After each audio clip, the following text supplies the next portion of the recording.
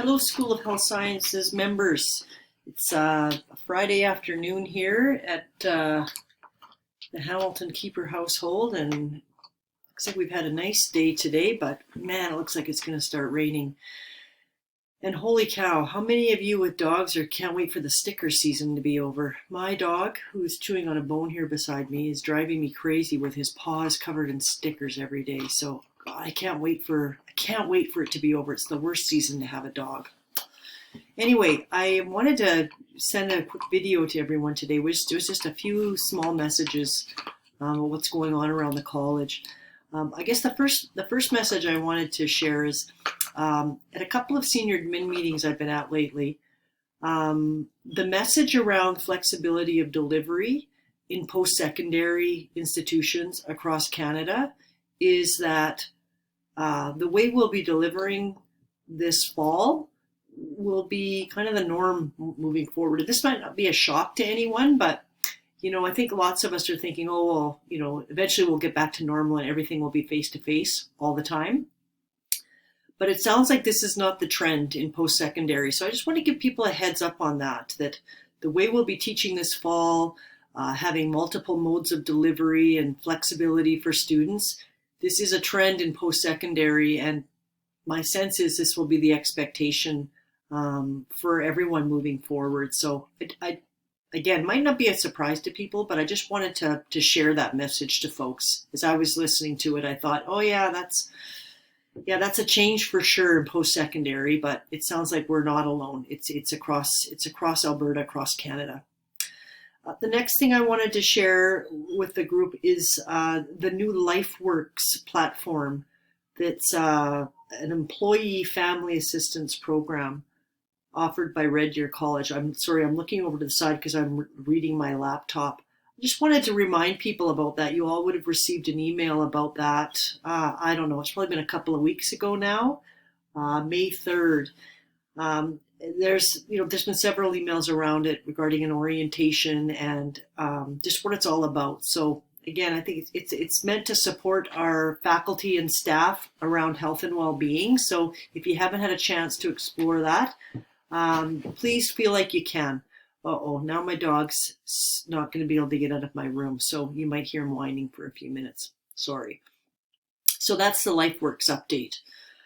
I know President Nunoda mentioned in his town hall last week that there is a business travel ban at Red Deer College that has been extended until September 30th. So if you didn't hear about that, just wanted to let people know that the institutional business travel ban has been extended. So that basically means no travel outside of Canada for anybody regarding business until September. So hang on, folks. We're almost through it. We got a little ways to go, and then things will lift.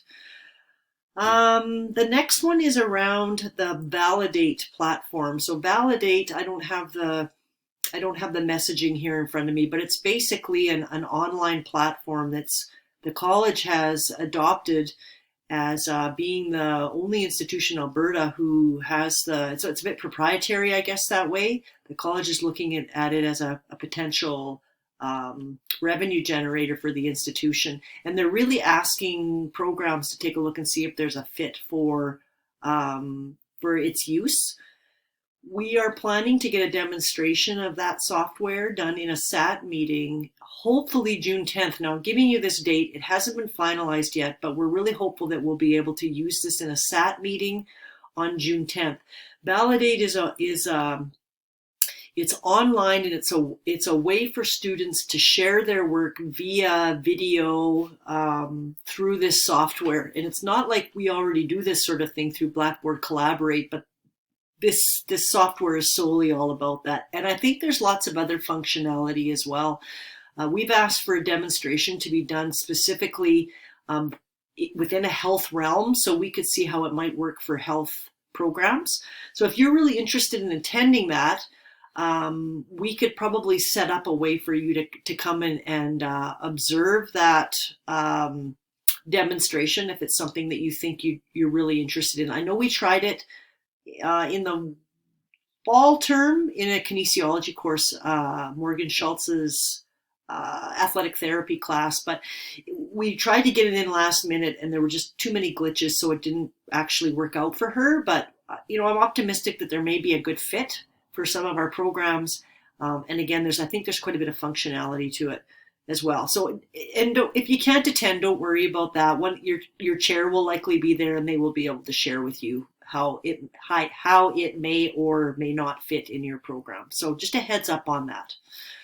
The last thing I wanted to share with you is, I know I've been talking to you over the months that we're working on institutional restructuring at the college, and while that work still continues on, and the college isn't in a position to share yet what exactly structure will look like, one thing that we are ready to share is the move of athletics. And as many of you know, this has been on our operational plan for the last several years, 3 years, I think, trying to find a home for athletics that's really sustainable and will allow it to grow and thrive within the institution. And so I am able to share with you that athletics will move under another student-focused area, which I'm very pleased and was very insistent about. But we are creating a new portfolio within the institution called, well, actually, I don't know the name of the portfolio, but there will be a dean overseeing it, and that area will report to our Vice President, Academic and Research. And that dean title will be something like the Dean of Students, or Student Affairs, or Student Success, or Learning, Teaching, Students and Learning, or you get my point. We don't have a name yet for it exactly. But within that umbrella will be all of the programs or service areas that Christine Plasteau currently oversees, but there will be some additional areas added to that. So the intent is to bring in all of the student-focused areas under one umbrella. And athletics, campus rec, student life. Many of you know that campus rec and student life didn't necessarily go away, but they were plunked in different places within the institution that maybe weren't the best fit. And I'm happy to say that they're all going to come together under this umbrella, under the Dean of Students. So while I have mixed feelings about athletics leaving. Since I've been here pre-2001, but officially here, I guess in a full-time capacity since 2001, athletics has always been a part of our school or our division. So it's always been strongly connected with kinesiology. We won't lose those connections. We still have our faculty, our coach instructor model. We're not going to lose the connectivity that athletics has to kinesiology just because it's always been there. But I really feel like there's going to be some amazing synergies that come forward out of this by placing them with other student-focused areas. It will allow them to grow and spread their wings and sort of build some roots across the institution rather than being isolated more so to our own school. So as mixed feelings that I have, I really do feel like it will be a good move for the growth and the future of athletics at Red Deer College. So I wanted to let people know about that. And as always, if you've got questions or comments or concerns, please feel like you can reach out to me. Email works just fine. You can also set up a meeting through Maylin via Teams. I'm happy to see your shiny, happy faces. I think I will leave it at that for now. I've been going on here for 8, almost 9 minutes, which is, I'm sure, plenty. So anyway, have a great weekend, everyone. And I hope to see you sometime soon. And also enjoy some vacation and some well-deserved time off. And I'll hopefully see you soon. Bye.